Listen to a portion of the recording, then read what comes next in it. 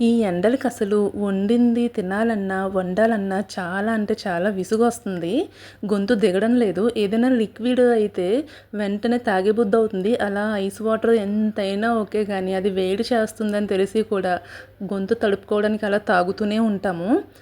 ఇంకా మనకి ఇంట్రెస్ట్ లేకపోయినా కనీసం పిల్లల కోసమైనా చేయాలి కదా వంట. సో, తన కోసం అయితే ఈరోజు నేను పుదీనా రైస్ అయితే చేస్తున్నాను. ఈ పుదీనా రైస్ ఏంటి అంటే ఎండాకాలంలో ఖచ్చితంగా తినాలి. వీక్లీ వన్స్ అయినా పిల్లలకి పెట్టాల్సిందే. బాడీలో హీట్ ఏదైనా ఉంటే ఖచ్చితంగా తగ్గుద్ది పిల్లలకి. చాలా సింపుల్‌గా అండ్ ఈజీగా కూడా చేసేసుకోవచ్చు ఈ పుదీనా రైస్. మనం సాయి మినపప్పు కొంచెం, ఆవాలు, జీలకర్ర వేసుకోవాలి.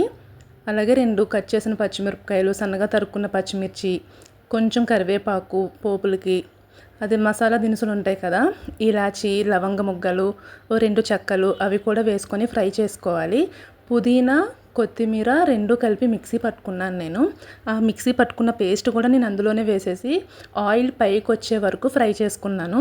ముందుగా కడిగి పెట్టుకున్న ఒక గ్లాస్ బియ్యం అయితే నేను అందులో యాడ్ చేసేసి గ్లాస్‌కి 2 గ్లాసులు వాటర్ అయితే పోసుకొని పైన ఒక 2 టేబుల్ స్పూన్ల నెయ్యి అయితే యాడ్ చేసుకున్నాను. నెయ్యి వేయడం వల్ల కొంచెం పొడి పొడిగా బాగుంటుందన్నమాట కమ్మగా.